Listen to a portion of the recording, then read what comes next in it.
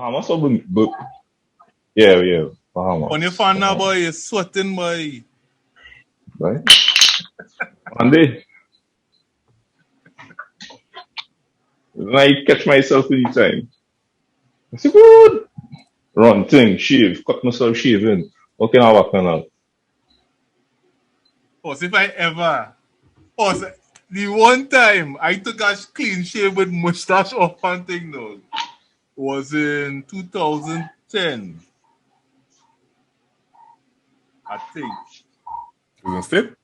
I in state I cut don't off remember that. everything. What's now? Probably wasn't there, right? What's that? Andre, if I ever cut off everything, I could hide from police.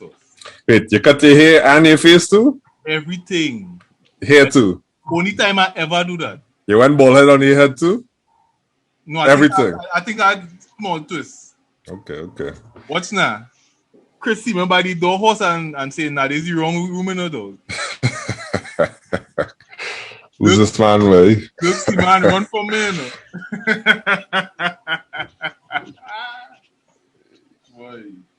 Me without my mustaches. No. You could be shining boots tonight again, boy.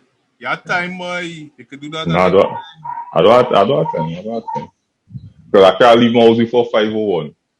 They say if they catch you outside before that, even if you say you're going to work, Nah, man. or going to, I'm telling you, Nah, man. You're going to the barracks house. they say that leave after 5:01. All right. You wanna see the orders? Oh, no, this is a good episode. You know why this is a good episode? Why? I don't think you ever talk about Trinidad football this much. Yeah, for sure. Yeah, and that was leading to our point I was going to make, right? Good evening, folks. Welcome to the Trifactor podcast. You want it like that? Yeah. Like yourself. Yeah, good evening, folks. Welcome to the Trifactor I'm podcast. about to beg for friends, right? Bad man don't beg for friends. I not begging for friends. Here what going on, right? The 50 of them who like me on the Facebook page, bring 2 people. That is all they have to do. You understand? That's Right? Watch me. Right now is lying like the SS. So here what going on. Oh, what's that?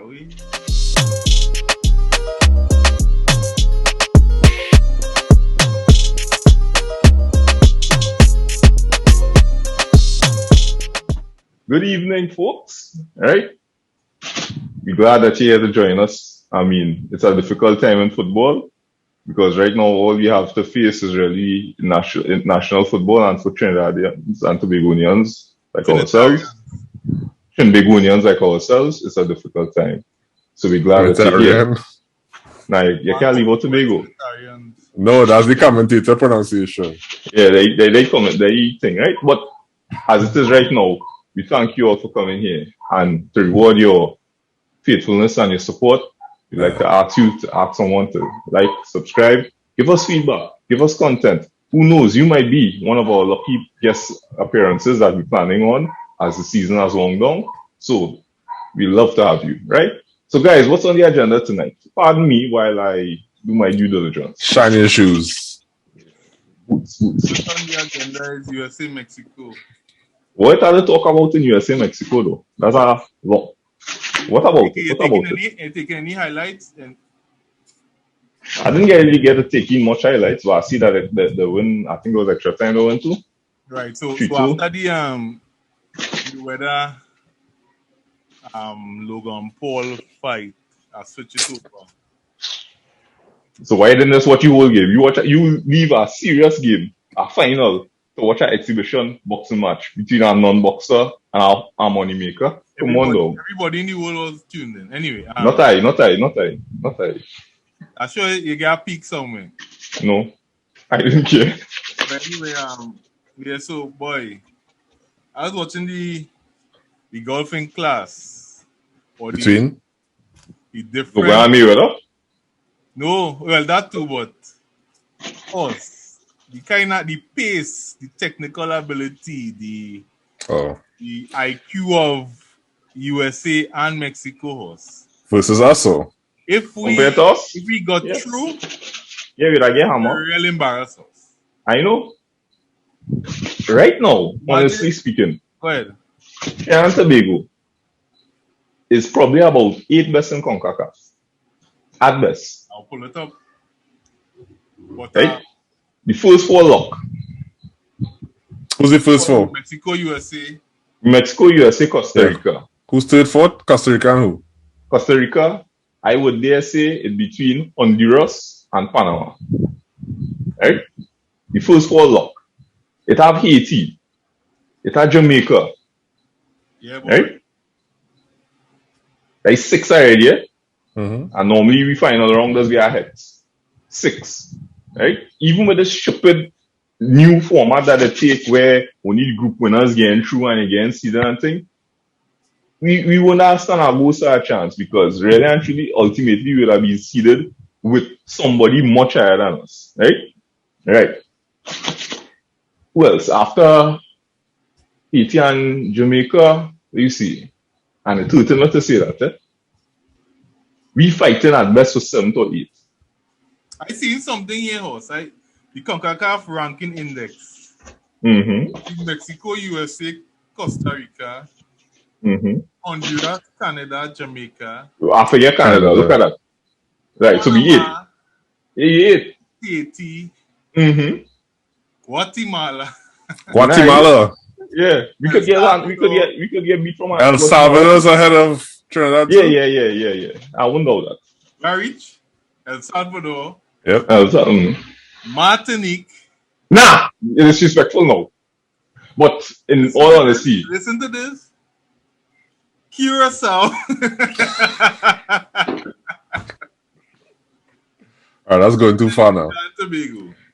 Curaçao's ahead of Trinidad. I am reading CONCACAF ranking index as of June 1st, 2021. I don't know if that is the world. Right. Yeah, that will be what contributing to your ranking index. The world rankings. No, it will be about that. You know why? Remember the world rankings. Inactivity is better than playing and losing, eh? Right? Right, so let's found it. Mexico 11th, USA 20th, Jamaica 45, Costa Rica 50th, blah blah blah. Curacao 76, the real high boy. Yeah, because they beat us. Panama 78, Haiti 83, and we ranked above Guatemala at 103rd. Nice. St. Kitts is 135 and they got through. And Bahamas is 200.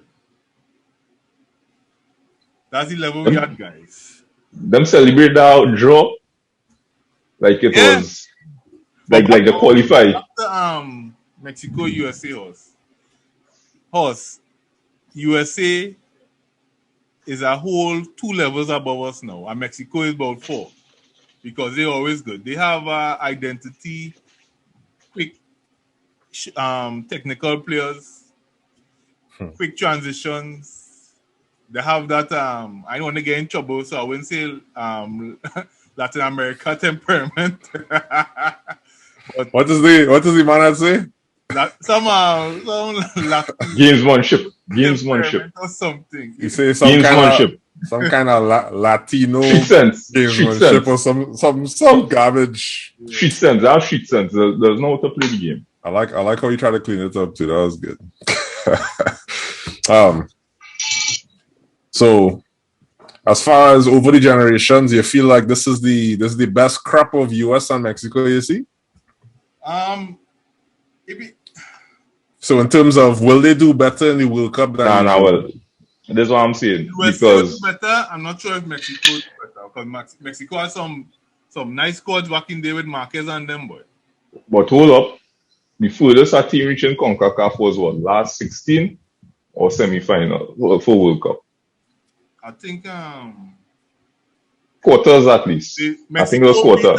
Meet Argentina, I think was in 2000. It was quarters. 2006, I think. When Maxi Rodriguez take it on his chest and best goal. Best goal. Yeah, I think it's about quarters is the furthest a CONCACAF team has ever reached. But besides horse, the structure with these guys play horse. And that's the point. Everybody looking fit. Horse, we look like we running in mud horse. We look lethargic. We look listless. We look terrible. Right? You watch your whole games, are they? Which Trinidad. one? The Bermuda game? Yeah, Trinidad game. Bahamas, yeah. The Bahamas. I keep saying Bermuda. Why? The Bahamas game, I was on duty and I came home for the second half. Right?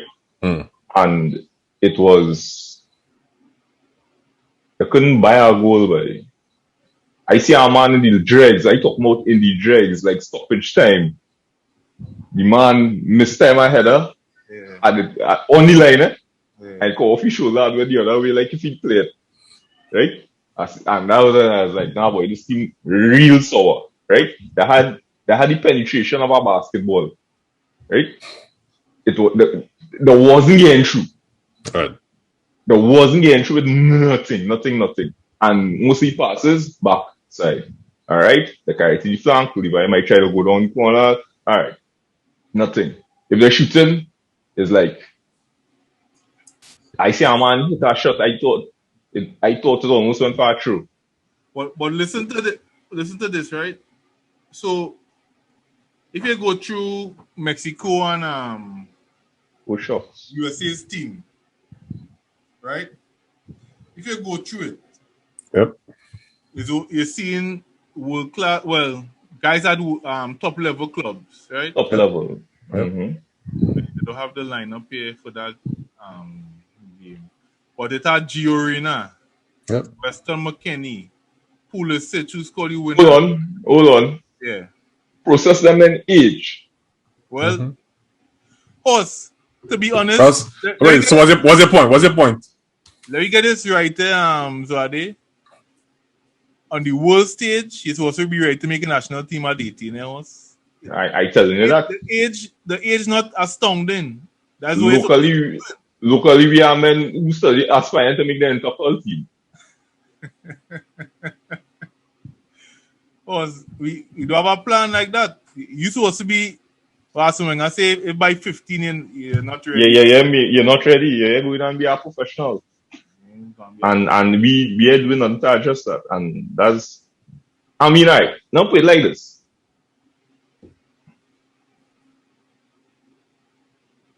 Bahamas collect maybe about 15 goals in 3 games. Yeah, the goal difference was minus 15. Right? 15 goals in 3 games. Everybody, right? Score against them, right? Who's the 3 games against though? Wasn't Mexico you were saying thing, right? Guyana, no, it was Guyana. We scrape and beat it. We scrape and beat. No, we beat them 3-0 or 4-0, man. That was the first game where a man, that when the man showed the penalty. And then the second was a keeper error. And the third one was a good goal, I think. It was Levi Garcia with a good goal, right? But the scoreline splattered us badly. Against Puerto Rico. Right. So they get hit 15 in 3 games and we can't score. We can't get 1 goal. We can get one that we needed. But how we look though? We look like we could score, like we creating chances, anything like that? Anything that says that we playing. Beside not being creative enough, I think the team selection was wrong. And them guys didn't show urgency like we had to win now. Penetration of our basketball. Why you say that? They wasn't playing like we had to win? You weren't playing like we had to win? They had no ideas and they didn't seem like, yeah boy, hey, they go out here and win this game early and settle down. Nah. If we like say we win third gear, I want to say third, so I don't want to be disrespectful. Right? That's the gear we stay in us. You couldn't go up no gears. Third gear is a power gear. That is when you're running, though, right? Second gear is still about 40. I don't want to be disrespectful. Right? The clutch was slipping. Right? I don't want to be disrespectful. I'm not being disrespectful, I'm being real. Right? It hurts, man. So then I see how much of this you put towards. All right, so obviously every time there's a reckoning talking about a football team and thing, people are start either talking about there's play. No, it starts with, is there player accountability issues? Is there coaching issues? Or is there a fundamental football in Trinidad, the development, the structure, the first of all, the international football setup. Let's go back a few months where you man pick men off YouTube. Yes. That's one point. Secondly, every other international league is open though. We lock down us. So if the local men not playing, where they really getting the fitness from? Where they staying fit? Where they staying sharp in? Training camp. And what's it? Even in camp to get sharp. It had issues with the training camp because of COVID regulations and things. You know. These men basically would have been in a bubble, and that was an issue. So then I see there's still talk about renewing his contract. No, not necessarily renewing his contract. Well, they give a breakdown. If it was the true,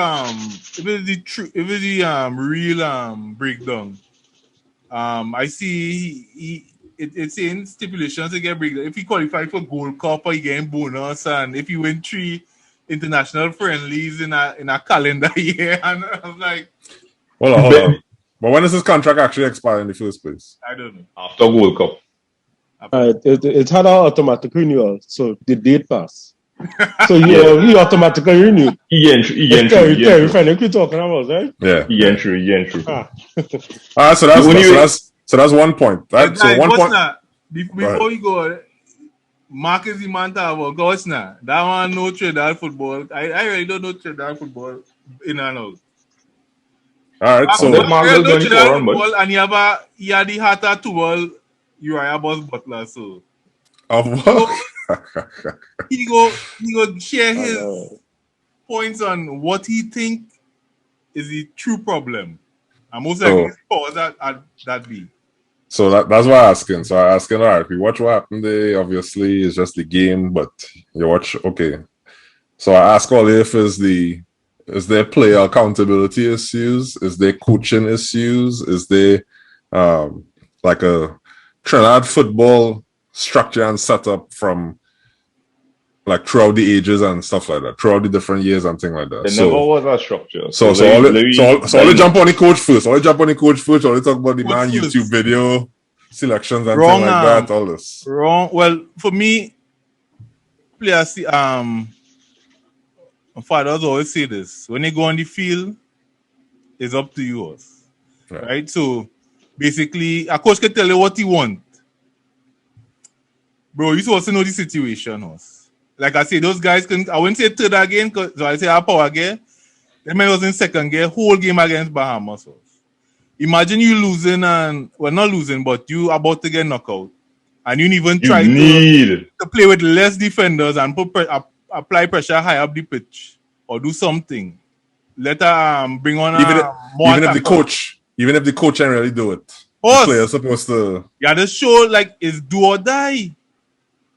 Like literally, Bahamas go and keep out there moving forward. No disrespect, but most of them men are sure is semi-pro dog.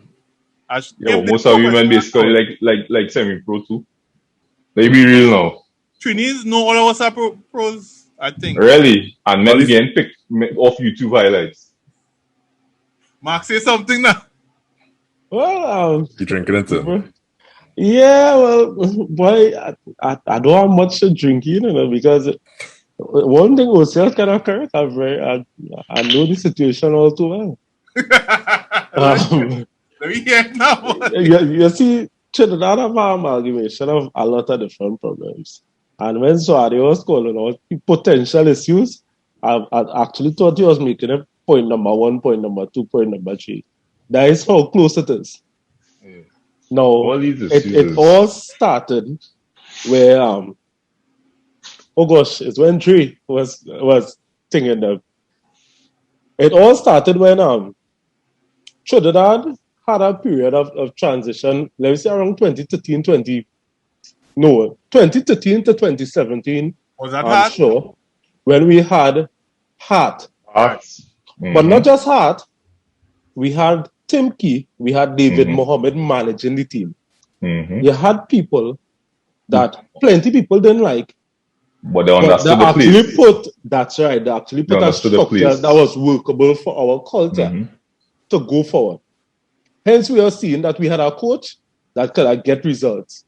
What Hart was good at doing is finding grassroots talent and making them move putting together. them into a system that works. Now, let me interject here.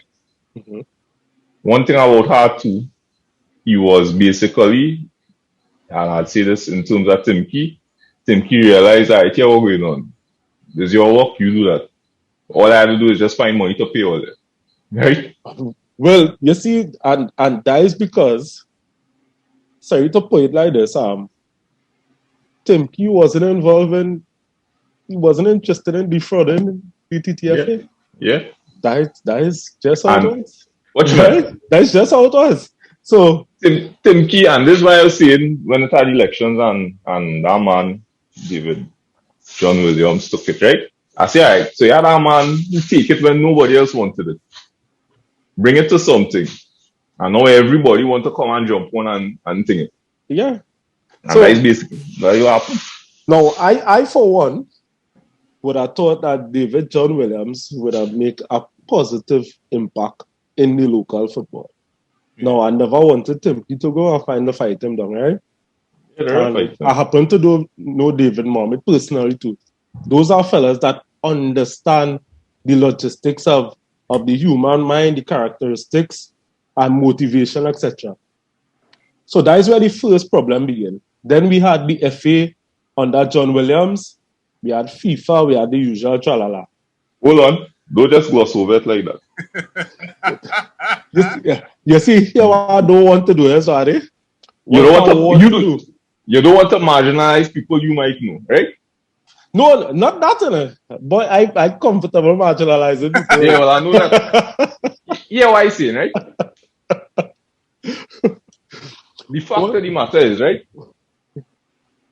Even when David John Williams came in, it had a system that was working. That was saying the good men just die with them, but the evil live on long after they're gone. Right? Say that again? The good men dies with them, right? Okay. The evil live on long after they're gone. Tim Key dead last year or something, year before something so. Yeah. Right? Yeah. He dead. David John Williams come in, all right, no scene. The man started flexing muscle. The bacchanal between he and Hart started. The man wanted a friendly against a team in Africa, Guinea or something. Right? And the logistics, the travel would have been too hard on the team. That was before our World Cup. I'd say, nah, we're not going to do that. Right? No, he come and meet the man on the field, on the training pitch. Tell him that. I'd say, nah. That will put you off our preparation. We're not going to do that. That wasn't good enough for the man. He stopped the whole training. Really? And ask the players if they're willing to play. Right? If they think. Right? Alright. And since then, things were just getting put in place to bust the man throat. Remember we draw with Mexico? Yeah. 4-4. Right? Mm-hmm. If I can make a confession, we went toe-to-toe with Mexico. If I can make a confession, right? I was more of a Brazil fan than a Trinidad fan, like after your condemning. I don't know. Yeah, that type. I mean, how much heartbreak you could take as an Arsenal fan? It's not really that, It's the level, though. No, I mean the level.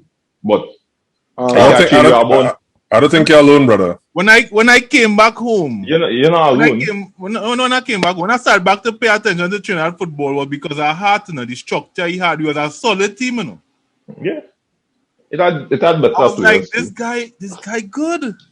Trinidad, even against Argentina, when we get licks, you're like, horse, we not a walk in the park. Yeah, we you had to think to beat me. You had to come good. We wasn't giving away the games. And then it was a combination of factors. It actually had better management. We had better players, I think. That's right, and the management it also meshed with funding too. The government of the day was also funding the TTFA better. Right. Right? So it had less questions behind the funding. Right? No, so Adi, what I'm saying, the reason I don't want to just stop on the corruption at the TTFA, because that's all plan. No. That's not the reason, no. Hey, because alleged. Hey, anyway. No. The reason is that all of the corruption and mismanagement and thing, it's still inexcusable for what happened in Bahamas. So I reach into there. Yeah. Right? So I am saying, so we had this saga with the transition from Tim Key to John Williams, corruption, blah, blah, blah. Further, we went down the road of having the Normalization Committee, which I sure will say you would admit, from jump, I was telling them this is the end. From jump. From the time a man invade your island and tell you, listen, this is no longer Trinidad, he is a Mexican now. Yeah. And your prime minister get up and say, he right, because he white, that is be a problem. Right? So that was itself was our next issue. But here what that colonization do, that colonization lead to the Normalization Committee, who is not a big footballing committee, installing a coach in Terry Fenwick. And Terry Fenwick is best described as a relic of the past in terms of football. Because I'll tell you this, I have been seeing it from jump. Terry Fenwick has no clue. And when I say no clue, this is what I mean. Against Bahamas is probably about one professional footballer, 3 semi-pro, and 11 bellhops. Right, all the Bahamians out there, no disrespect. No disrespect. The number 10 look better than most of the players. Hey, no disrespect. No, that's the senior man, and he's professional. Yeah. I am sure some of them youth men, because it's the training here. Yeah, boy. Some of them the keeper look like under 17, boy. Brother, some of those fellas going. They're still in school. So working holiday in after the game. And I'm not saying this disrespectful at all. And let me tell you, I actually proud of Bahamas. Yeah. Because here what you see from Bahamas, they had a game plan that they stick to. Mm-hmm. You could tell me Trinidadian players out on the field look lost because they had no clear plan, no clear strategy. And none of the tactical decisions in game management from Terry Fenwick was lining up to you seeing something that you can achieve as an outcome. You understand what I'm saying? Mm-hmm. So, basically, you're sending players to swing the ball down the line, nobody inside the box. If you make a substitution, you take off a man, you put a man who's not going into the box. So, it's almost like a clueless team on the pitch. Yeah. And here was my whole issue with all of this. You know what's my issue? One, as much as plenty of the local players not up to scratch, this is the longest a coach in Trinidad history ever had a bunch of players training. He had a group. A core group of players in training for plus 9 months. All he could do is train. Plus 9 months. I don't even feel he could train. I feel he's a fitness coach. I understand what you're saying. Because even if you are foreign-based players, if you are 5 to 7 foreign-based players, I am saying that your core of your team have to be the group of people that are training for 9 months. Yeah. And then the 5 additions to the team would simply slot in. And because there's professional footballers, you could tell them X, Y, Z and show them what you're trying to achieve. Yeah. But the team is a totally incoherent performance. So you're not seeing a local core. You're not seeing the men who training for 9, 12 months under the COVID. You understand? These men eating free, they're sleeping free, they're living free in the bubble. Not true. As we making. They might be getting paid. No, well, they ain't getting paid. It's Trinidad. So getting paid.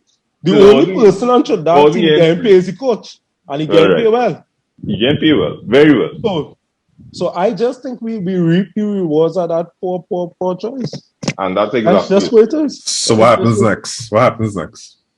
Well, the same thing will happen over and over again until we scrap the entire system and start over. Now here's the problem with that, right? The man have performance clauses based on World Cup qualifiers, right? We get knocked out of World Cup qualifiers. We have no games to play at least until 2023. So you get more months for training.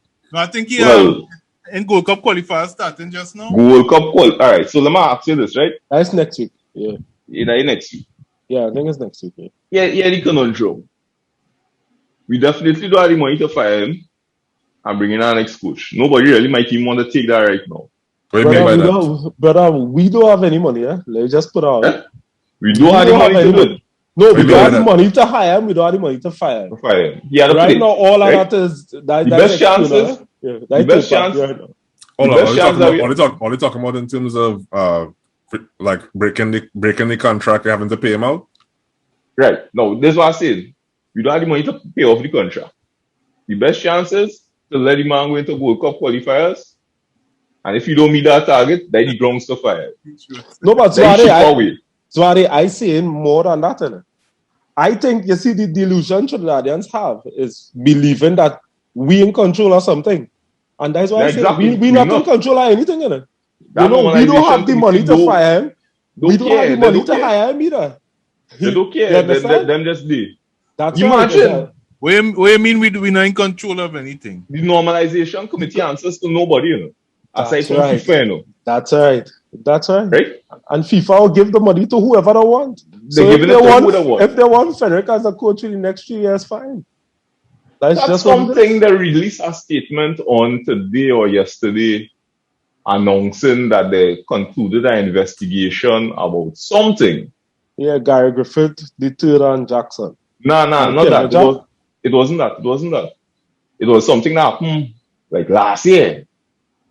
And it was just like unnecessary foolishness. And I was like, all right, they're now talking about this. So when are they really going to deal with current matters? Right?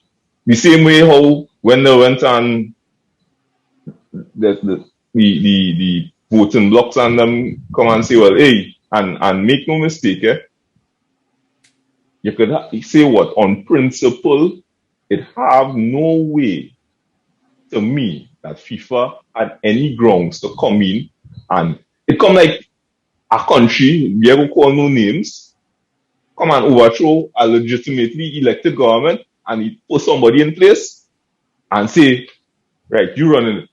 Well, that's why I say it's colonization. Don't get Mark started, Yeah. That is exactly it. Don't get two balls started. No, but that is exactly what happened, right? Yeah, they're answering to nobody. They're not answering to nobody. No, I like what Jada said. I up for the struggle. But Mark, I remember the first set of interactions we had before I even know you look. Yeah. We're talking about the Normalization Committee. Yeah. And they were heavily against outside force coming in and making decisions for us. And you must be against that.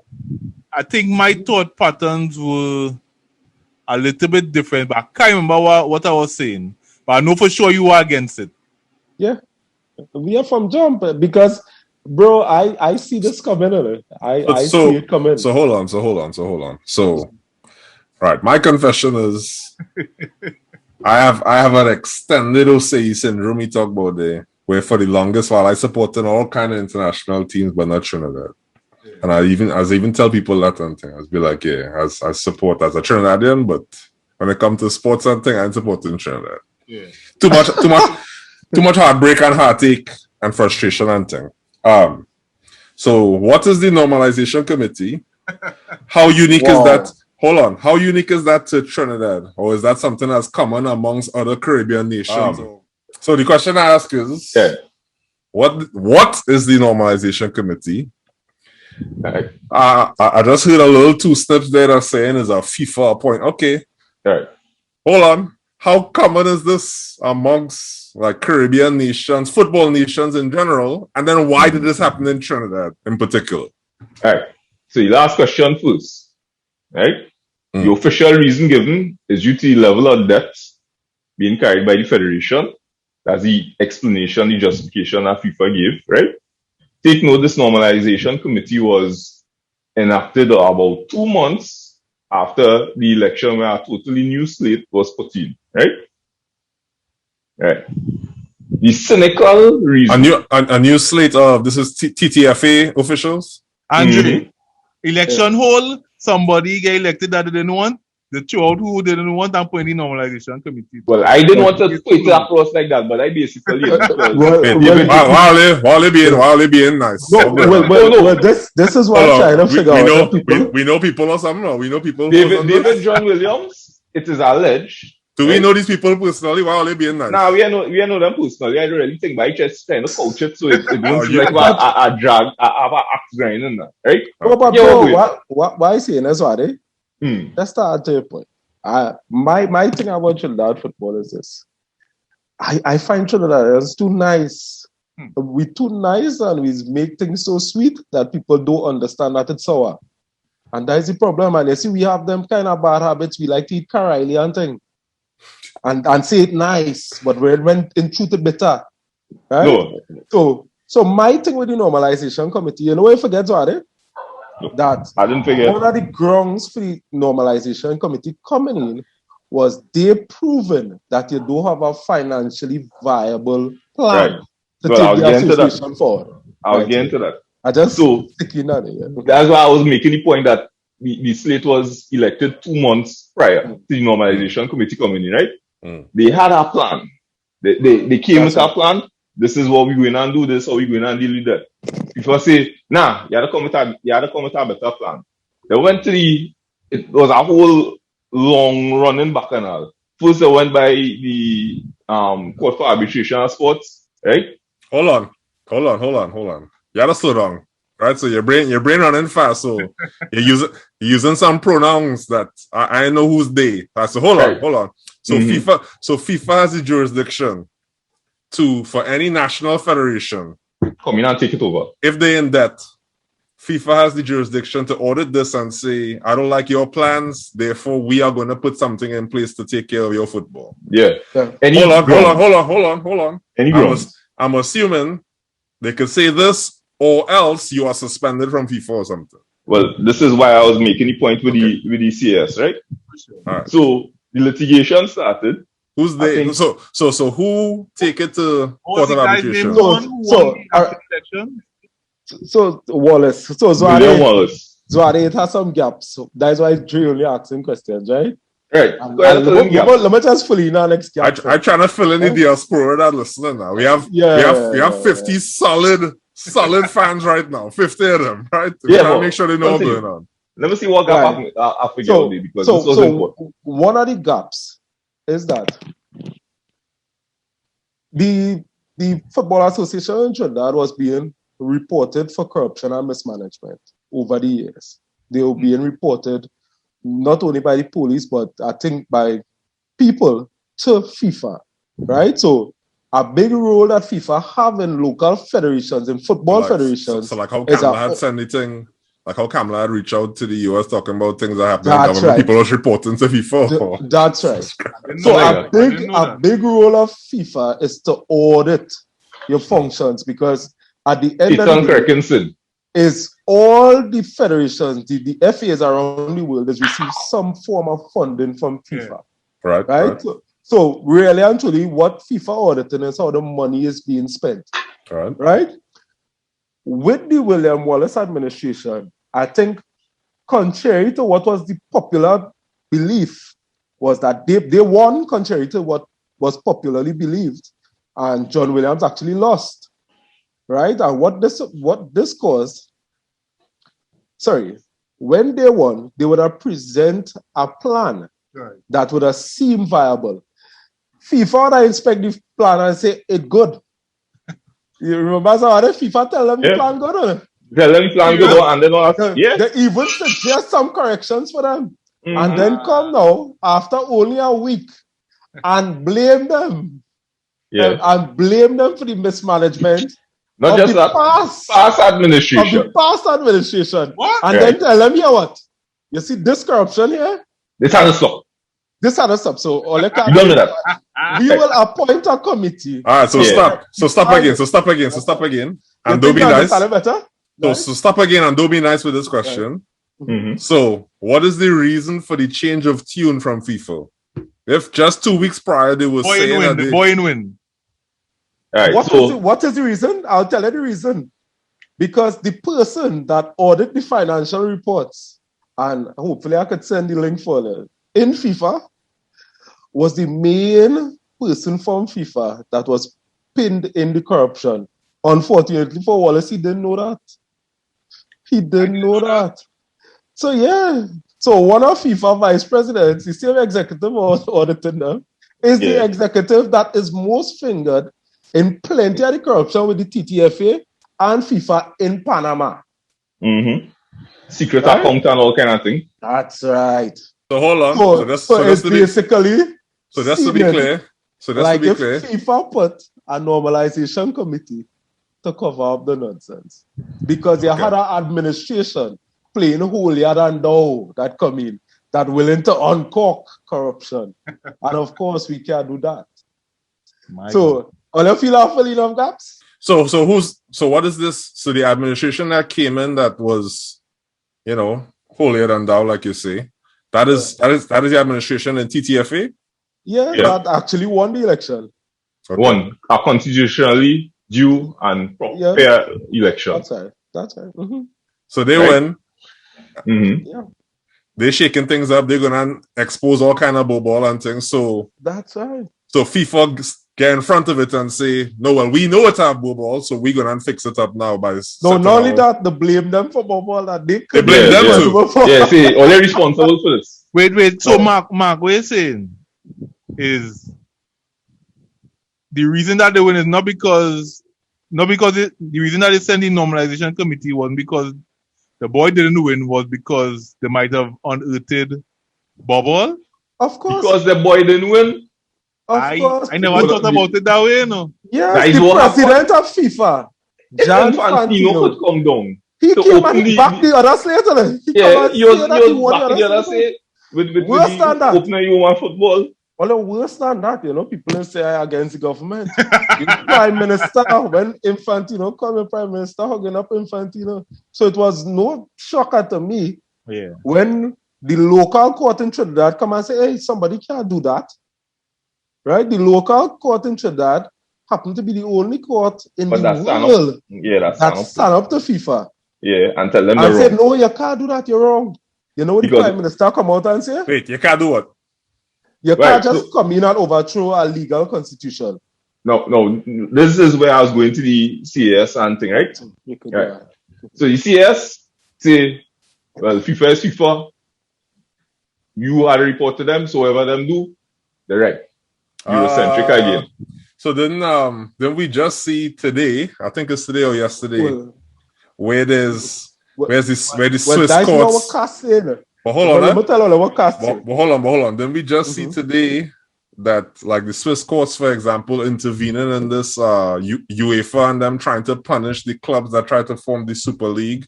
The Swiss courts come out. The Swiss courts come out and say that is not within your jurisdiction. Your ambit. Mm-hmm. So all them talks get suspended one time. So how come there's no authority over FIFA to say that this is not legit? All right. Well, so that's where the High Court came in. Well, let me explain, and I think that's important. Yeah, let me explain what CAS actually do. So CAS didn't tell them they can't bring the matter here. CAS explained, well, FIFA own football more or less. So here what I say. If you're raising this concern against FIFA, you have to pay FIFA legal costs up front. And you have to pay the cost for the full legal battle.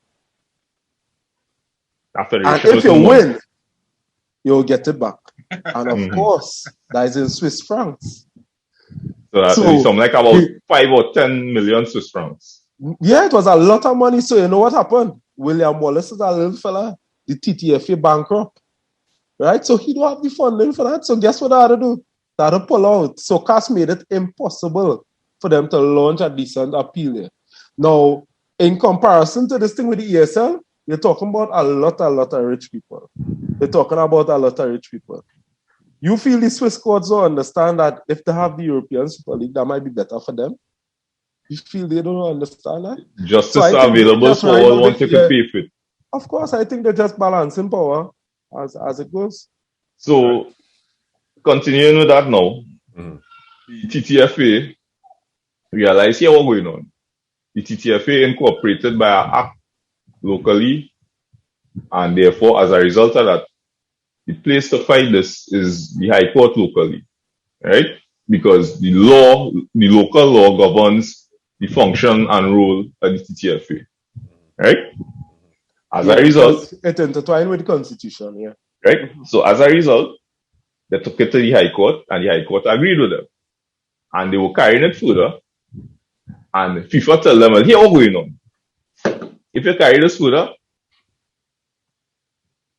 that is it. Or you will be expelled from FIFA. Okay. Right? And William Wallace was left with the decision to continue fighting for your rights. Right, John. The pause right there. I remember my point where I met Mark. My point was to Mark, Wallace can't do Trinidad that. That's exactly. What are you fighting for us to get expelled? Right? And it would have been a pirate kind of and I say it was his ego that made him continue to fight. And when they know Mark it like that fight, Mark said, it was principle. All the way. It was principle, but then interact. And then on that principle, it would have you would have basically killed Trinidad football to think it. And William Wallace realized he could kill something that then. It was dying. It was pulling the plug on like support. Well, it wasn't there yet. Well, right? Sorry. And Osei, well, you would know a lot of people get vexed with me for my views on that. Yeah. It was really not in that group alone. I'm talking about on 868. People call me a mother, so and so. People tell me all kinds of things. Listen, the man lose all kind of friends and things right there. No, I think my it's rare that we were agreed. Right? Yeah. But the fact is, if William Wallace had fight it, I would not be vexed with him. Yeah. But I understand why he didn't fight it. Because they put him in an impossible situation. Well, right? I would tell him see down the road, I say he should have continued fighting on that. No, but I could tell you what it is. Yeah. Trinidadians have a soft underbelly. Mm-hmm. This is why discussing football in Trinidad right now is so uncomfortable. Because like I tell you, I went on Wired, some of the same coaches I coaching with and thing, finance and mother, so and so thing. Because guess what? I won, you have to study. The money they work for, because FIFA let them know they wouldn't pay them no more money. Right. Yeah. And the budget they had for 2020 was jumping up. My boy, Williams already spent the money already. Before 2020, Williams spent the 2020 budget before 2020. Note. So FIFA tell them they're not giving them no money again. They will suspend all money to them. They will suspend the association. Further, it come to the point where all of the slate with Wallace started chicken out from below him, where it ended up a fight almost with Wallace, Lucloy, who is our next person where everybody hate publicly, because I guess Lucloy is similar to me. I really don't care to offend her. I here to tell the truth, right? And people were taking it personal. Now, everybody asking what would be the outcome of this. I was seeing the opportunity for Trinidad really now. And I was hoping that we had the government with foresight, but we don't have that kind of government, sorry to say. That would I say, here what? We suspended from FIFA. Let us work on grassroots football. Yeah. The way I was seeing it, this is a national pandemic. Remember, we have no football playing either way for the next foreseeable future. Remember that? So I was telling them, listen, now is the best time to be suspended from FIFA. The next thing is we have 2 other associations in Africa with normalization committees. They, because of the decision in Trinidad, decided to challenge it also.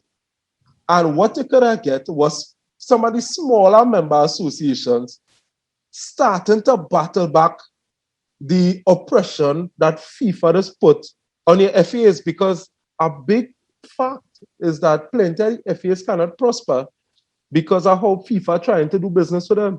They're trying to do this kind of kickback business, encouraging corruption, and sending your football down the drain when they're not doing that with the European nations. And that's what made Jack so powerful. Of course, it's what made Jack powerful. He came to CFU and tell them, here what's going on. It's 24 hours here. We could be kingmakers. Right? All the costs, and I remember I tell him say that, right? And a man had said years ago, and I really think it. He said, boy, if you feel things bad with Jack Day, imagine without him in our position in CONCACAF when it's Central America and North America running everything. And we here today with that. They want Jack right? back.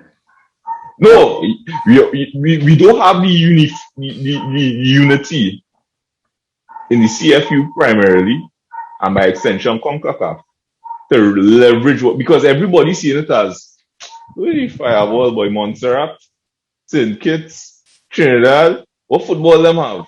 You understand? And that is I say nothing big and I want Jack back. I doesn't afraid to make them kind of statements. I want Jack back. Because what Jack knew is how to leverage these small islands. Because Jack Warner, being a criminal mastermind and a very nice person in Trinidad, a Robin Hood for the people, would have found a way to make the Caribbean. Mark, you started to disagree. Continue along. No, he'd have found a way to make the Caribbean represent as how much ever votes rather than one block of votes. Yeah. Jack would went on. Jack would leverage that. Jack would respond to FIFA. Ask your mother. Hey. And I'll see that. And I'll see that clip again the other day, boy. Yeah. Jack what Jack would have do? Jack would have the leveraging power, to make things all right. And Jack, he even had the finance so that his corruption was not affecting us. You understand? Jack taking $1 million in a suitcase and $1 million US and this and that. Collecting from Saudi Arabia and all that. What's wrong? Sir. What allegedly. What you say? The allegation. Okay. Relax. You know Jack take $1 million in suitcase. Allegedly, sorry. I don't know. Bro, I honestly wish I could have stopped the recording and tell all them I know. But don't. Nah. Don't tell me where you know. I don't want to know. Yeah, so I know Jack Warner wouldn't sue me, right? But just play it like that. Plausible deniability. I don't want to know. But so the only thing Jack do wrong, he can't get nothing. The only thing Jack do wrong is that he didn't give England and USA the World Cup. Otherwise, he'd be good still. No, he do that correct. I'll show you showing that he do the correct thing. Right?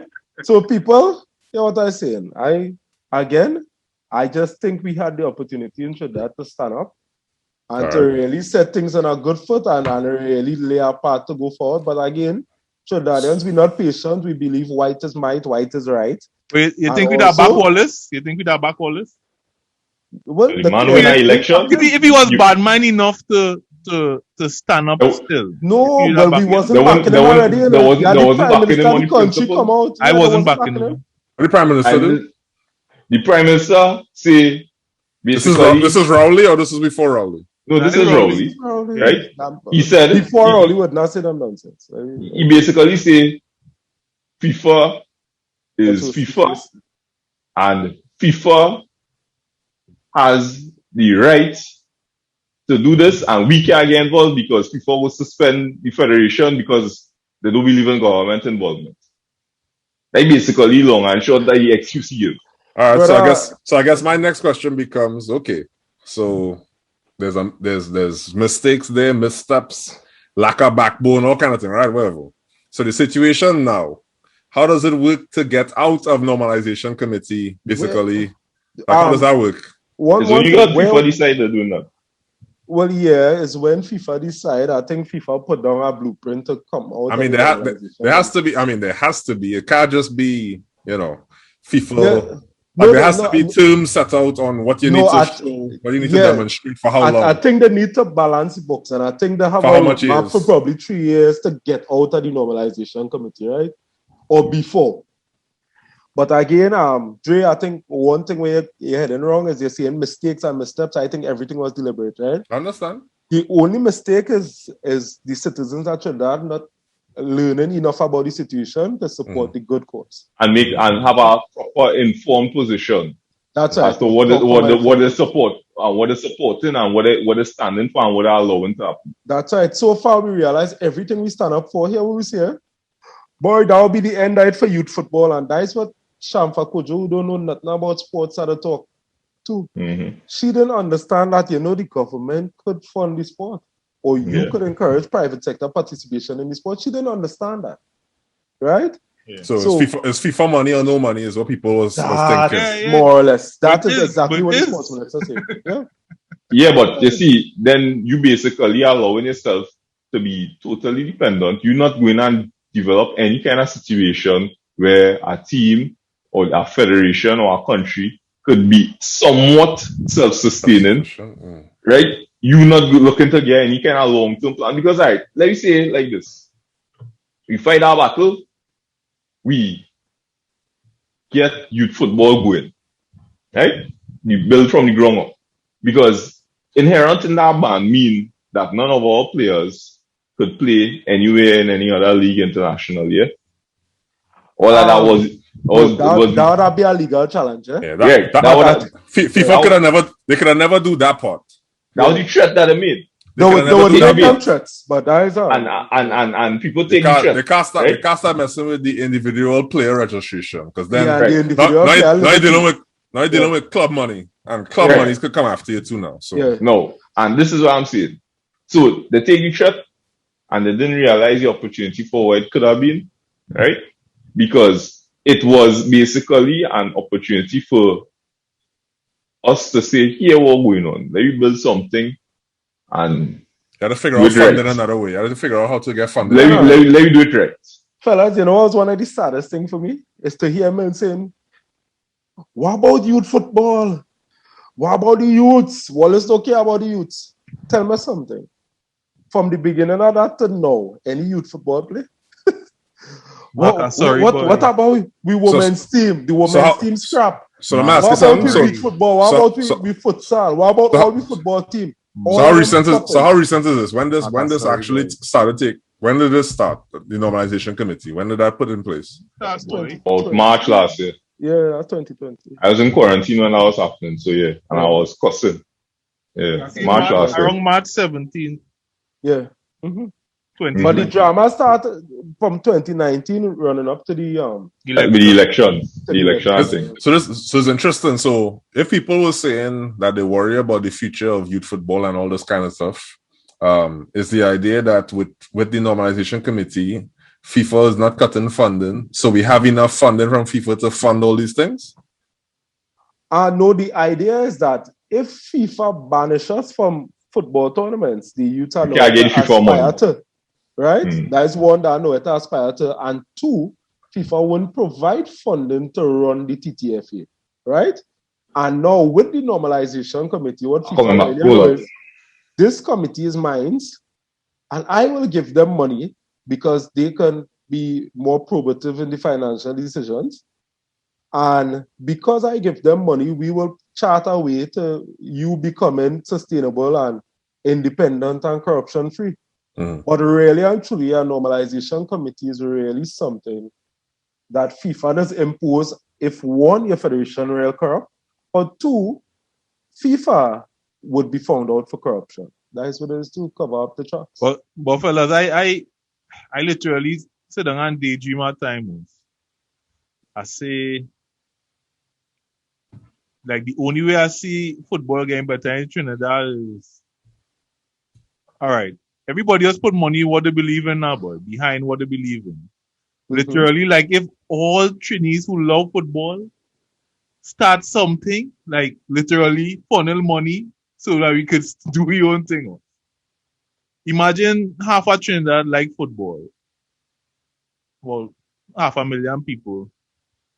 $100 a week for the next 10 years or something. I know it don't work like that, but I really believe the only way we could dig ourselves out of this hole is training our children, our boys and girls the game and putting money behind football ourselves. I only want to see. Bro, you know what I think, man?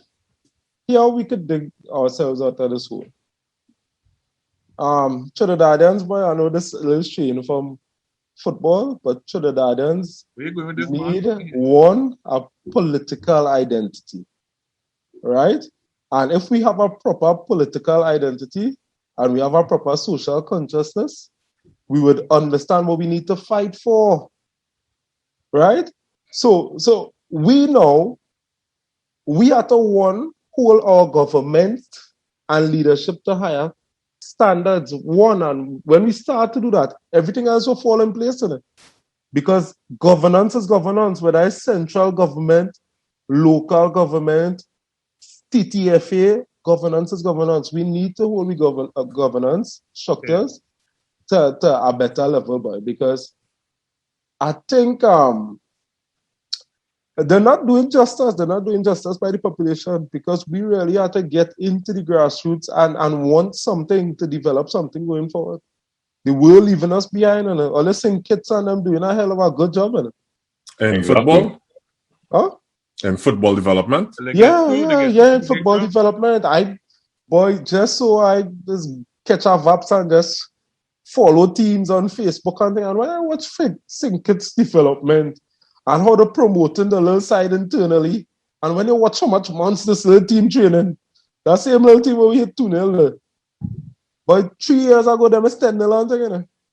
But it's a sustained effort from the private sector and the government to achieve an end. And if you look on these teams, you see any young players, boy. And you think that's about the cultural identity of the people? Yes. And not so much consciousness and the awareness of the people. It's our identity attitude. You need our identity because you have to see something in it that you want to see happen. Yeah, you have to know where you want your country to be in it. Yeah. I remember Anguilla have Akila Malone as the technical director for the ladies, and that's John, I think, as the coach. Yes, and then this next one is Barbados. So one of them have Latapi. Who are Latapi? One of them plays Barbados, I think. Yeah, right. And these people coming up picking out our coaches. We don't agree. I feel like if so what is they say up here, one of their sayings is don't try to boil the ocean. Right? First time I hear it, but logical. Right, so the idea is right. You're trying to boil the whole ocean now. You need to just take a cup of water and boil the cup of water. That's like start with something as a fixable problem, right? So I think you might be given St. Kitts and any country you talk about, you might be giving the general populace too much credit if you think it's more about like their consciousness and identity for change and things for the unity and all this stuff. I think maybe it's more about like you said it yourself, to be honest. All they said it all yourself. Literally, if you have the right administration in place, if you have the right people in place on the different things, so you have this person in TTFA, you have this person in government, you have this person in whatever, then it becomes that much more, realizable. You could do basic things just because the people in places are people who they're not looking after self-interest. They have kind of what you're talking about. They have the kind of they care about the country and the progression of the country, etc. And that's exactly what we're talking about, because the mere fact that they have a plan that they're going behind and they're doing something tangible, they realize, right, here what we know. We want to achieve this. What do we need to achieve this? Right. We don't have that expertise here. Who we could get that to give us that? Right, we taking so we working behind something. But it's almost like seeing a plan or a direction. But it's like I understand what you're saying, because you're saying that you need a general populace that's going to hold the administration to task on doing these things. Well, I understand. 1 minute, right? 1 minute. Yeah. Okay. I understand that, but at the same time, right. That's almost like saying any of the countries where these things work in is like their population in general have the right, and that's not true. Like there's a matter of go ahead. The matter was the definition of working. Of what? working. What do you mean by that? No, what you are asking, right? These countries, 5, 10, 15 years ago, it was almost a given that we would beat them, right? For sure. Right? Yeah. They have progressed from where they were then to be something that we have to take as credible threats because they have and will continue to take our places in international tournaments, right? Mm-hmm. Right? I agree. There's progress, right? Mm-hmm. Compared to where we were at any point in time. Even if you want to say 2006 was the peak of our football, which could be argued, right? We have fallen very far back from that. So we have regressed. Mm-hmm. Right? Oh. Sorry, Yola, go ahead. Right. We have regressed. They have progress. They are going forward. We not. Right? It is obvious that. Don't fear to say. No, well, I mean, even if you want to say that the company catch us, right? Now we're going backwards. Right. It could be argued that we're going backward, right? Yeah, we're going back to catch them, minutes. Right. So this is what I said. Lord. That didn't just happen. That is not the natural order of things. If everybody was static, things would have stayed as they are. But they're moving forward, we're moving backward. They will pass us eventually. Are they just moving forward because there's a cycle in the cosmos that created something, the moon falling in Capricorn and causing the snow? They have a plan. All right, I guess here's what I'll tell you, right? Here's what I'll tell you. So I don't want to get myself into too much background on myself, right? But I will tell you. You know somebody. Anyway. I ain't talking football now, so I'm talking my will, my business, something, right? Hold on. Hear me out. So check your social media policy. Yeah? I won't talk about my current company. I'll talk about one of the companies of the past, right? It is on the outside looking in, sometimes you kind of underestimate the power of individuals in a company. So in administration, in a government, etc., you basically dehumanize it, like you make it like this abstract body of people, right? Okay. It is amazing. You could hire one person different. You could change 2 people out of a company of 50, 60, 70, 80, 100. You could change 3 people. It is amazing how by just changing 3 critical people at different levels, what does it actually mean for, is almost the knock-on effect on your culture, the knock-on effect on your values, the knock-on effect on what you're able to actually accomplish, right? I think you talk about, right now we're talking about the problems in Trinidad in a very abstract way, right? If you were to think about who are the key decision makers that allowed XYZ to take place, I am willing to bet you money it comes down to like 10 people. If it was 10 different people, the decisions that will be made, the policies that are put in place, the culture that they encourage, etc., could be significantly different. That has nothing to do with what the general public is like. That has nothing to do with what FIFA is like. That has nothing to do with any of that. Because if you start to go through, so if you start looking at the success stories of, and I was watching Leeds and I was fascinated, right? Leeds are a documentary, obviously. They had a little propaganda going, there's an Amazon special. But you just start looking at, okay, you look at any team that has made these strides in the club football scene and all this stuff. When you start looking at what it is, all it comes down to is just key people making good decisions. And that is true. I think I could counter that in with key decisions, right?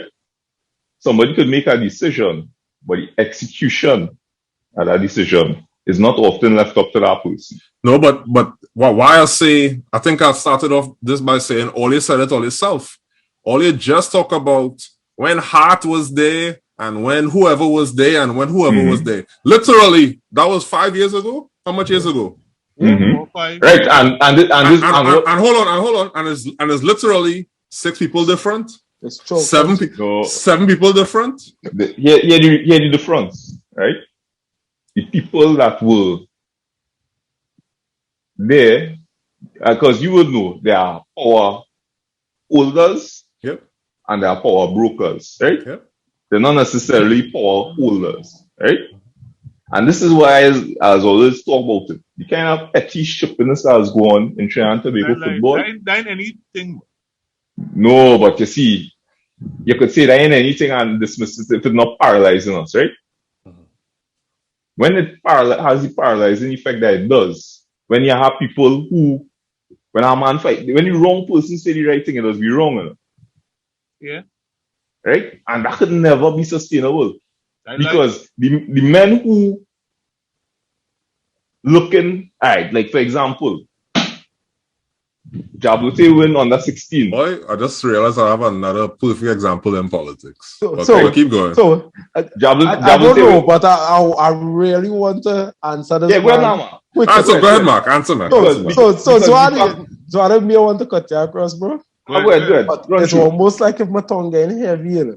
Yeah, go ahead. So Dre, I get you that sometimes it just have 10 key people that is be responsible. So if in our business, yes, even in politics and life sometimes. But hear what that is. That is always an indication of minority rule. Why I just blame the population is because although you have 10 people that could do something abject and affect everybody, you have the majority on the outside that if the majority agitate or if the majority share one common ideology, one common philosophy, or one common goal, they could force the 10 people to do the right thing. And you know what's the perfect example for that? What's the European Super League. You had the managers pull aside, you had the owners of the club pull aside, and guess what? The fans them come, and the fans pressure the people into doing what's seemingly right.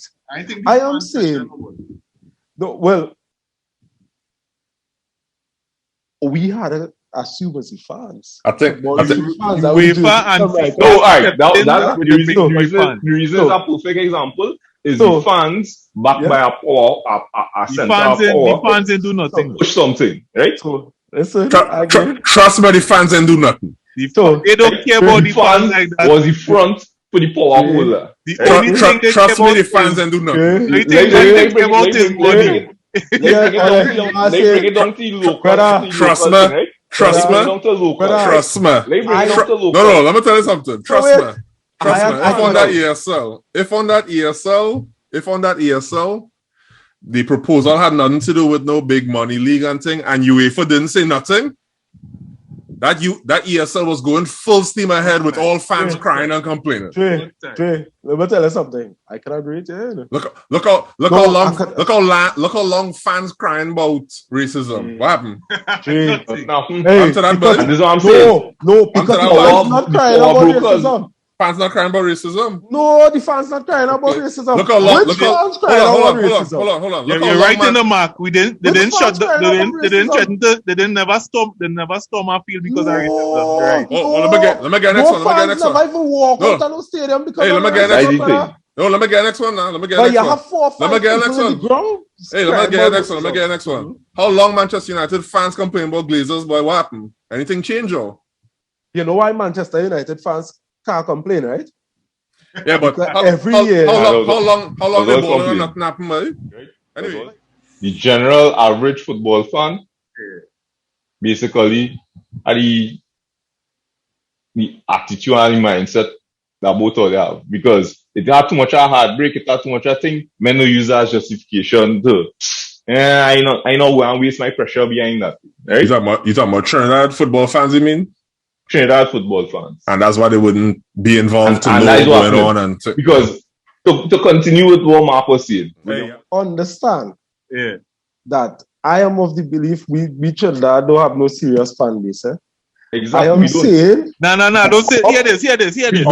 We don't. Wait. Hear this. I said that. When I was, let me say, between 17 and 19, every Friday night, I used to go and watch W Connection or Jablote playoffs. I used to know most of them W men, and Jablote had a bum squad, brother. All right, so where do it now? The league fell apart, or the level of football was lower, and I did not follow up. I also went to school, but besides that, This is my point. between 17 and 19, the league was much better. There had to be a football film to decide that regardless of what, you're going down and you're following I was, something. but it was more accessible. Right? And How much people watch that game?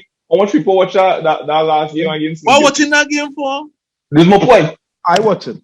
Why? I watch it. Why? This is what I'm saying. Why? Because it's my team playing. No. So I know watching it because of my team playing. Let me ask you. I watching it because my Arsenal only finish about 9th or 10th. You go watch them. Of course.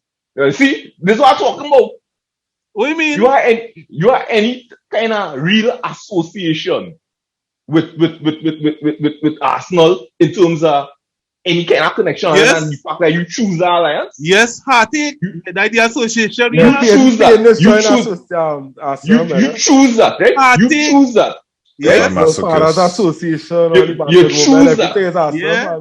You choose that, right? Yes. Why am I watching the way the team played against Bahamas? Why would I watch? Why would I watch? Still playing, and this is what I'm saying. Play St. Kitts. 90% of the Trinidad and Tobago fan base. Why? Just like you. Why? Right? Or they don't care enough to say, well, you're invested in it. What me watching Trinidad and Tobago is a symptom of care. No. It's a symptom of care. No. Anybody could remember when Trinidad knocked out USA from the World Cup when 2019 when? That was last World Cup cycle. That would have been 2017 for 2018. That was so far, but Alvin Jones scored the goal from Yeah. That was last World Cup. You know, that was the first game I had missed from Trinidad. Going all the game. Yeah, not so that spending all my money. Yeah. I am saying our problem is a national problem. Eh? Mm-hmm. We just accept anything as governance in Trinidad. And this is what I'm saying. And it is just spill over into sports. We don't care enough. Yeah, but I'm saying to all it change something. So I'm saying to all it, while that may be true that people may not care, etc., that does not explain the success or failures of other nations. So other nations is not as if they have a populace that cares more than the average. Like that doesn't make sense either. Yes. Yes, the average population does care more. But I don't know if why they do better though. Mostly the power nations. That is absolutely not true. No, wait, Andre. They make care more. They make care more, but I don't know if that affects how good they do. No, but I'm saying to you that's absolutely not true that they care more. You don't feel so? I think it's true. Nah, they care more.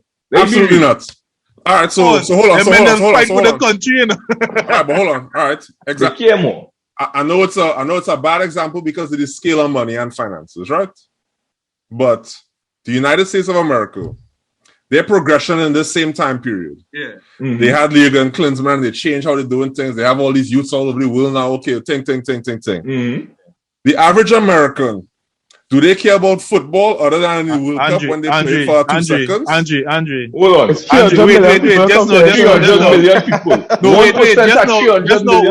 Just know, Zade. Like 3 million people. Wait. What color New York say? What color New York say? Everybody else go to America though. Everybody's Americans may not be initially from America, and that's where a lot of their love for football comes from. all they need is 1% of them 300 million. But listen to the point. The game. I don't think we understand what your point is. Yeah, no, wait. Misrepresenting my point. No, wait. One more thing. The game between USA and Mexico, the stadium was half and half. All right, go ahead. All right. You're misrepresenting my point, which is... I understand your point fully. The idea that you need the populace to hold the administration to account in order for there to be a progression in what they do. Oh, hey, hold on. In order for there to be a progression in what they're doing, and that allows them to slip and block. Dog, that has nothing to do with nothing. I didn't say that. Hold on. But the embarrassment, and you could ask anybody within the American system, right? When they didn't qualify for that World Cup, right? Yes. It wasn't the general population that was just horrified. The footballing population was horrified. Say, this is happening again. Sware. You can ask anybody involved in America. Dre, my friend. Bro, I understand your point, and it's a good analogy, but it's misplaced. Because I'll tell you this. American sports, whether it be football or whether it be the dream team in basketball, if they make a cricket team, well, they make one. So next year when the cricket team playing, if it mean U.S. men's track, U.S. women's national team, this cry with it something is called American pride. And that American pride is installed at a national level. Wait, are you hold on, brother. You know what it do? America feel they have to win every single thing. Every single thing America competes in, there is God as if it's America trying to colonize the whole world and make them believers. They could have a cornhole tournament internationally. Every single thing. I'll go let event and finish. Okay, tournament. Cornhole. You ready to the beanbag on our arm? I know. Let's just think about this. We grew up believing that the dream team, which is the compilation of the best basketballers in the NBA, is the best basketball team in the world. We grew up believing that. It was. And guess why? Hey, we didn't know better. Because we never used to see them play in Spain. We never used to see them play in Brazil or nowhere. Of course. All we know is that is the best. But you know why? But the American machinery. Yeah, well, all they blending some things here. What I'm saying to you is, okay, you're talking about all your analogy started off with like the diehard nature of the fandom that's required to be invested and all this stuff. No, that's not. I'm not talking about. I'm talking about the nation itself. I'll tell you, feet on the ground. Americans, it have American fellas that I work with that is football fans and they just play and blah blah blah. They don't know that Weston McKinney is playing for Juventus. Yeah. Mm-hmm. They don't know this play here. I tell them, man, yeah, you have American on this team, you know. Right? But if America make the World Cup, just like, and I'm saying this is where all they not giving Trinidad. Hold on. No, I am not. Hold on. Because not giving because it's national pride rather than but all not giving Trinidad. All give Trinidad the credit on. We are definitely wagoners. If the team is doing well, just like if America team is doing well. All kind of proud Trini. WhatsApp status, Twitter status, Facebook status, Instagram. They're singing the national anthem. My mother from over Laventil. I grew up in Dabadie. Right? If we winning, if we're not winning, just like Americans, disinterest, no one holding anybody to task, no one is trying to say what is the grassroots, no one is trying to look at. Right now, America has a problem. Listen, right now, America has a problem. For example, and this is what people don't notice in America because again, they're not real fans. Yeah. Okay, America has a problem with. So they have this generation of all these youth men playing in Europe, and there's all these. And none of them from stars. America. No, when you look at how does a young player in America progress in soccer. And there's research now on how much money it does take to do it. So America has a problem with how much talented players cannot get onto the teams because the teams are really made up of the children of rich people only. Right. Because it requires like a tuition of almost 70,000 US a year kind of thing, right? Whatever. Pay to play. Right. Yeah. It's pay to play, right? America has a problem, brother. America has this problem, but the average American fan has no idea why that is. So that they get into this.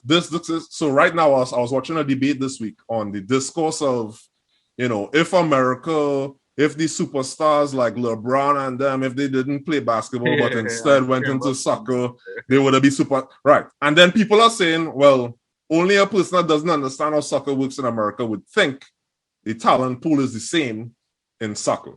It's not the same, etc., etc., etc. All I'm saying is all this to illustrate, look, the point I'm making, look, like I said when I made the analogy, is a bad analogy for the economies of scale and money. Yeah. So America was able to make some faster progress because of the vast amounts of money they could invest in things to basically slash who the whole back room of the foundation is, all this stuff. And they could do all this stuff. Fair enough. But I'm holding you all to task on the idea that you need a population that is so soccer crazy and they love and no, that's not why that's not what we said. We hold need people to care. You need people to care. That's the point. Hold on. What I'm trying to say is any point you try to make that is about some people that have this sort of, they have true pride, true and will hold to task on the sports progression, that is not real. The American pride that you see in is the same pride we show when we have winners. It's bandwagonism. The machine that America has that Trinidad doesn't have, okay, they have media. They have media that will talk about best sport in the best in the world. Jay, I can hire you to make my points for you. Go ahead. But go ahead. No, that's the media. Right? That's the media doing things. Right. But as far as is there pressure being put on how American football soccer was being run and blah blah blah based on like a patriotism and trying to hold the government to task or that's not what it is. Yes. Based on not patriotism. Based on imperialism. No, though. Because I am telling you, every single thing that America participates in, whether it be sports or not, they just have to show some form of might. Because they have money. They have money. Well, it's correct. But again, Dre, I like that you would point out because they have money. Because it's clear. For places that have money and places that don't have money, it's two separate roads to walk on. You know what places don't have money have to do? What? Places that don't have money have to have some kind of national pride and identity start with. It just comes down to the fact. It comes down to the fact. No, it comes down to the foundational. Because you don't have money, you don't have room for nepotism to be having bad hires in all these spots. You're correct. But that has nothing to do with patriotism. That has nothing to do with trying to hold a nation accountable to bad hiring. But I am holding a nation tree because I'm telling you, let me tell you what you have the pleasure of not experiencing it. All right. You have the pleasure of not experiencing corruption in Trinidad. If you come to Trinidad right now, experience the public service. One, experience every single thing we have in Trinidad. If you experience healthcare, now, let me try to make this political. But this is what Trinidad is. Once you experience these things in Trinidad, you would understand that is because we living in Trinidad just happy and don't give two shits. Everything is run like how it is running. And I am saying that it trickles over into football. Because here why? When the football running bad, ain't nobody going to hold them to task. Here what we say, die them thing. And die the poor people thing. You understand that in Trinidad, to me, the most heavily funded sport in Trinidad is tennis. Anybody ever realize that tennis have Republic Bank sponsoring? They have 3 of the biggest sponsors in Trinidad. And who doing that? About 14 white children. And then the Pro League paying for $100,000. If I save up hard enough by the end of the year, I can pay the Pro League winner. I'm joking. That's a lie. Right? But I am saying it's because as a country, I'm saying your conclusion, you're taking a leap. Because I say in your conclusion, you're taking a leap. I think so. I almost vexed. I living in the States and I'm living in St. Kitts or something. Because I wanna bet your money that if we talk to people in smaller nations similar to us that have had success or whatever, it's not as if they're in some panacea of people that all of them ready to put boots on the ground to advocate for change. And like, dog. Just need enough people to care, though. Just as in any society, dog. Listen, just as in any need society. Enough people to care. No, you 1% don't. Yes, or no, you don't. All you need is the people. Listen, all you need is the decision makers being the right people. That's all you need. We have the right decision makers. Anybody here see William Wallace and them plan? And this is what I said. Let me start with saying. Plan. You know where William Wallace come from, right? Anybody know where he come from? Yeah. Mind you, I don't know this fella personally. He was the commissioner of secondary school football league. Okay. The secondary school football league was the best run league in the country. Not just 1 year. The only league getting proper funding. And you only want to have more than 20 people. Unfortunately for him. Unfortunately for him, he was not the only decision maker. He was the president of the board. But then, like you said, what other decisions? He come with 10 good men. He come with 10 good men. Where you call us and when he's standing up on principle, and what to do? The layout plan. Who is they? Progress. Who is they? Well, I am saying it's Slate came. Let me tell you. That's who I'm talking about. I'm talking about. Okay. Jay. Who are the people that can make the decisions? This slate with William Wallace, they write out a holistic development plan for where Trinidad and Tobago football should reach by 2025. And here what they do, they start from grassroots level. So every coach at grassroots level have to have a C license. Every coach at this level, we go in with the Dutch. It's the Dutch style. And who are the people? Who are the people that block this? You know who blocked this, right? Who blocked it? So when FIFA come in now, you know what happened? The whole population of Trinidad, the whole population. When they started, including we prime exactly. When they say they stand up on our principle, a lot of the population, including myself. We fighting this, man. There you go. I don't think my words could have done anything. The man would at least know he now alone sign up against something. Hey? Listen to me. What's the difference? All they missing the point that. So I get your point. All they boiling the ocean again. All they trying to boil the ocean because all right. When you make the problem as a Trinidad culture problem, how do you fix Trinidad's culture? How do you fix that? How do you fix that? A big stick. And the problem with boiling an ocean, the problem with boiling an ocean is all right. Basically, you make all your problems this sort of is an existential. It could never be solved. Right? We in trouble because we born like this. All we like to do is soak and wind down place. Okay, that's all we do. Doubles. We can't stay in quarantine. Everybody ting. When KFC go out, whatever. If nothing could be solved. The bottom line is, okay, sure, you have a culture. I'm not denying that is a cultural problem, but I'm saying this cultural problem is not unique to Trinidad. Yeah. This cultural problem is also part of. It's part of all the success countries you want to talk about as well. Yeah. But critically, apparently Trinidad has some people in positions right now, including your prime minister, whoever, that are ill-equipped to be in those positions. Agreed. So the bottom line is, okay, whereas in America, whereas in England, Whereas in all these other countries or established countries, there's enough money. There's enough money to control for incompetence and nepotism and all this stuff. Trinidad does not have that luxury. So Trinidad needs, just like St. Kitts needs, okay, whoever the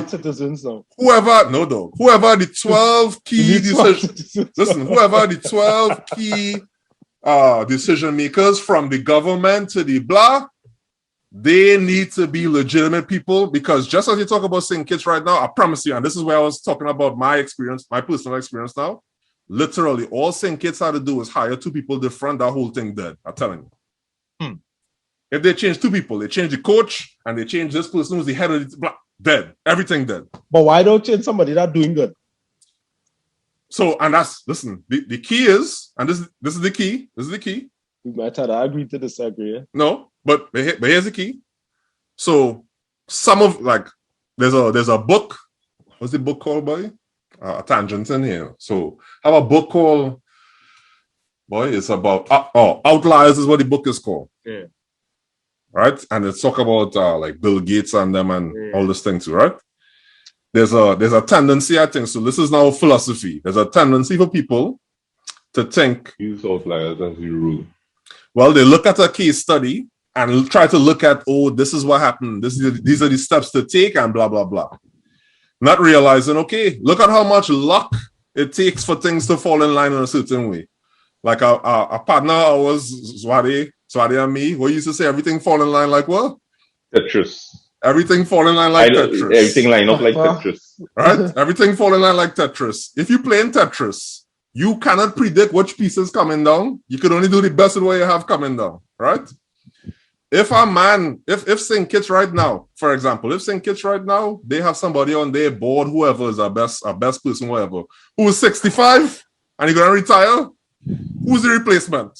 And if they do the replacement wrong, that whole thing dead, just like that. Well, you're correct. But we had this feature that why you have succession planning. No, but this is what I say, to be honest, the best example to follow won't be St. Kitts. St. Kitts was just what I used because them finished it up at the group.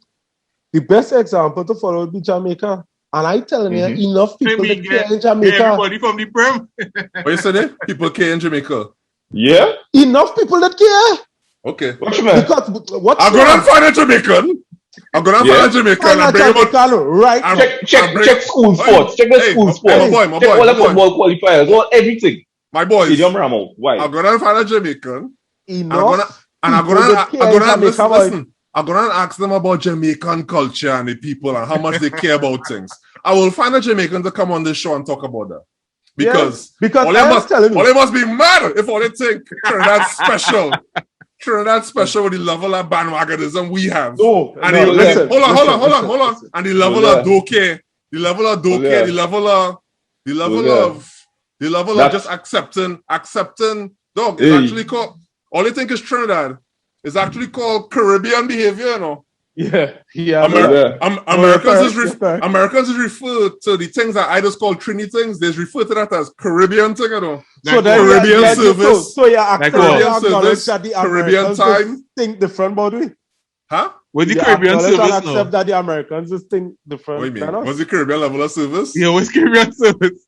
Caribbean level of service is you say excuse, I could get go for me. Hold on.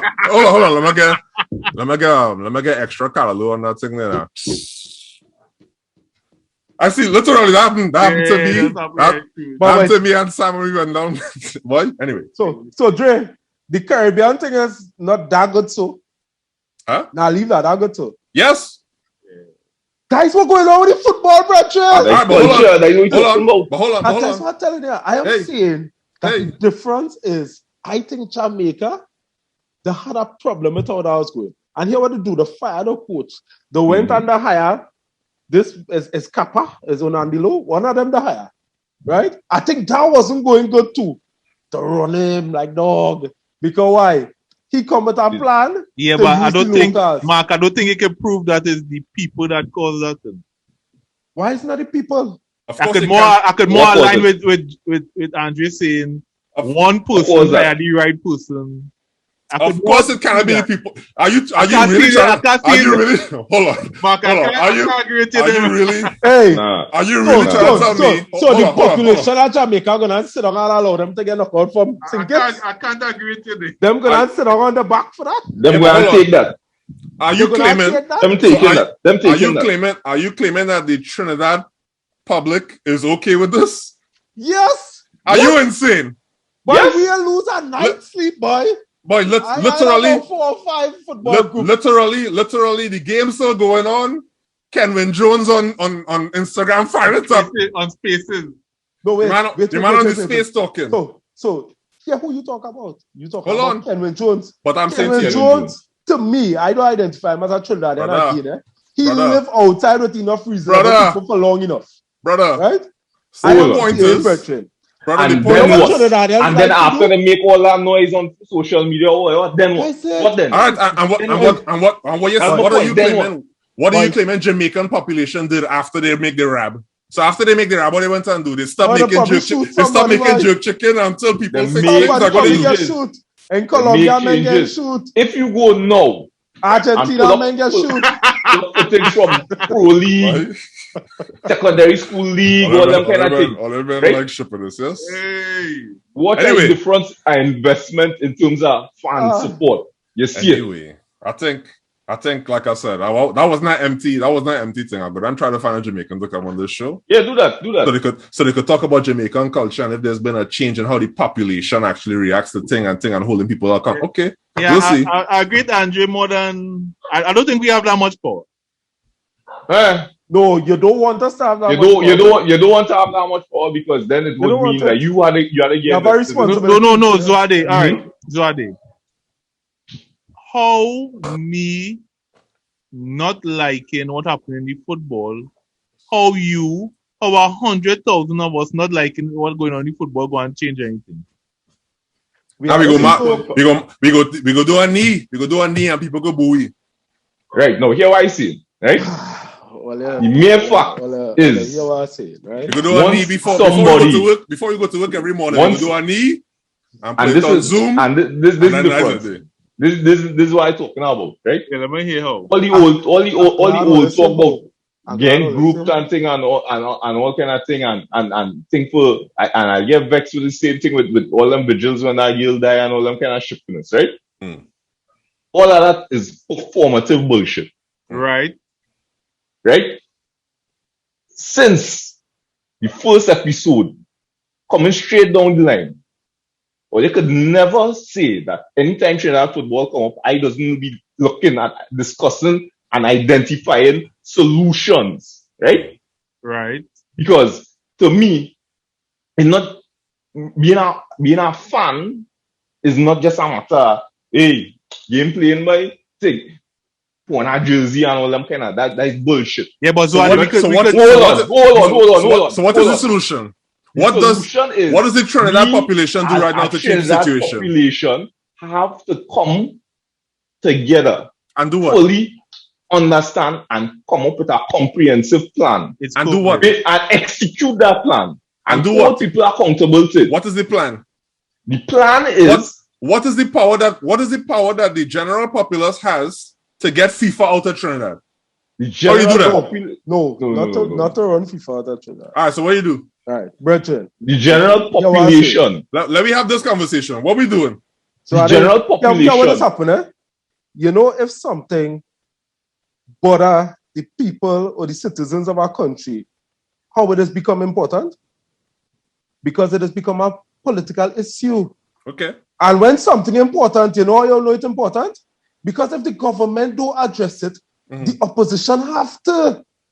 Because guess what? The government have avenues to hear from the ground, and so does the opposition. So how does the Prime Minister made that stupid statement by saying that it's FIFA money. What are we to do? Okay. The opposition even talk about it, and let me tell you why.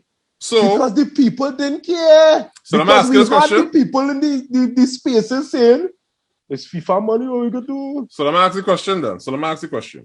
They didn't care. So the next thing is people have to do something to advocate for and somehow make this a political issue, right? So usually that's people just go and strike and protest something like that. Okay. if it's not protesting and things like that in the streets and whatever, what is the action to actually take as a unified group and thing? Hold on. You see, and careful with your answer, because what I would want to see, show me case studies of that's what was done in similar, Jamaica you use as an example. What was done by the people to instigate this change with the government? Show me how that's what happened. You see, using the phrase the government. Last 10 minutes. Right? Trinidad and Tobago government is separate and apart from TTFA governance. Okay. Right? yeah. Right? The government making this a political issue is not necessarily the way to solve it. Okay. The TTFA governance structure is the issue. Right? Okay. Combined with agendas, watch man. To me, it's stupid. The kind of bullshit men does be vexing and grousing for. Who from south, who from north, that's bullshit. I'm not gonna lie to you. I'm fighting all day down on one point, and I just want to hear you all connect that one point. Connect that one point for me. Connect to me. How does the general population get the TTFA to do something? Well, right, I say I'm showing you. Partner, I say it and I get political. Because If it's you- hard yeah, what I time say. in Trinidad Yeah, what I when say. somebody would I get the sports minister involved to get corruption out of the TTFA. Yeah, Because what- guess why? The Look government what- would never take the approach that is FIFA money. me Because show you why? something. Let me Because the show you government should something. have been invested in the TTFA also. The Where first do time you, I as could the remember- government, But how do you reduce the- demonstrate? when Oil you low boy. reduce the Price of oil sporting low budget? boy. But how do you I hear demonstrate? that. I am How do you hearing that. demonstrate that is not as a result of poor people, I'm saying poor, incorrect people in position of power versus It the is pop? because I encourage Hold on. It is because I encourage people in power. Hold on. But encourage people in power Let me because of the population. Let me finish one thing. I'm gonna finish one thing. What's the metric? Hold on. What's the metric we're using for incorrect people? Hold on. What's the metric we're using for incorrect people? Hold on. Can I finish one thing here? How do you demonstrate that basically the regression in Trinidad's football, right? How do you demonstrate that there has been a correlating regression in the Trinidad population in their care and patriotism? I don't use patriotism, that's not what they're saying, but in their care in holding people in power to task. How do you demonstrate that the people in Trinidad in the 70s or whatever was different? You know we demonstrated? Yeah. The first time it probably had an election for the board post at TTFA was the election where David John Williams get elected. Right? Okay. Before that, Ollie Camps was the TTFA president basically for life. Right? Because he was associated with Jack Warner. They say, nah, this guy will think Jack come out of FIFA because of the charge and think he couldn't be involved. Raymond Timke stepped in when nobody else wanted it. He got to a stage where he reformed the constitution and everything, where it was, in fact, one of the guests that we could have lined up was one of the people who authored that constitution, right? You will try and get him on. We had that lineup, right? And this is what I'm saying. That was the first election that made sense, right? Where it had the actual bodies able to think, it was right. People had their attitude about Timke, they had their optimism and the belief that David John Williams as a businessman, this, will come and make a change, right? Total opposite happened. Right? Total opposite. And because of that, people say, take this. The man lose by, I think it was about 4 votes, right? Because despite what, it still had people who was getting them wheel grease. So they say, well, we still backing him, right? Because he didn't win, and he knew the power and networking because he was working towards building what he wanted. FIFA come in and cut down and watch me, it's only 2 legit elections TTFA ever had since, right? David John Williams in the first one, William Wallace in the second one, right? Okay. The reason people, they won was because the power brokers that were able to vote didn't believe in the incumbents and what they were doing. Right? Okay. That is the bottom line. What made the situation with William Wallace so terrible is the fact that a democratic election happened and FIFA come in and say, hey, the hell with whatever you want to know. This is what going on happen. Right? So familiar. And this is what I'm saying. The cynicism and the apathy that we have is what has allowed things like that to continue. Because when William Wallace was fighting it, right? Everybody tell the man, boy, what's the point of doing that? All that, right? And this is what I'm saying. If on a principle, people decide here what we stand up and we fight in this principle. How? How's are they? Right? Simple thing like that, simple support. Dog, I just gave you a soapbox for a full 2 minutes or something. Yeah, but what I said. You ain't connect nothing from me. So this is what I'm saying. We have to decide that we making this happen. All right. Right? Did we do that in the past? Did we do that in the past? And look where we are now because we didn't do that. No, that's my point. I am asking you. I'm asking you if has there been some sort of degradation in the fabric of Trinidad and Tobago, like people? Yes. Let's now let Mark get something in before. In terms of what I said, right? In everything we talking about starting from the top zonally building, getting your cooler players identification, getting these guys to play, everything. It could be done. We have an idea that it needs to be done. Everybody that where we want to be have something resembling that, except us. Right? So we know at the very least that is what had happened. How we might achieve it, the opinions, the viewpoints may vary, but the fact is we know it had to do at the very least. So don't come and say how. Let me hear Mark this. It is simply having a plan that is followed through and executed. But Zare, can't say nothing there. So Zare, you reach to the water and you ain't drink. When you was explaining to them, Zare, right, that yes, they had the election, yes, to do all of that. True question is how is the population responsible? And here was my answer, and it's simple enough, Zare. Because when the problem of the TTFA became bigger than internally, what happened is they took it to the Prime Minister and the government of Trinidad and Tobago.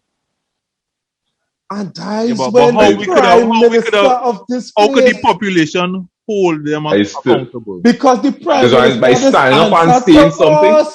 By standing up and saying that something... means nothing. That means nothing.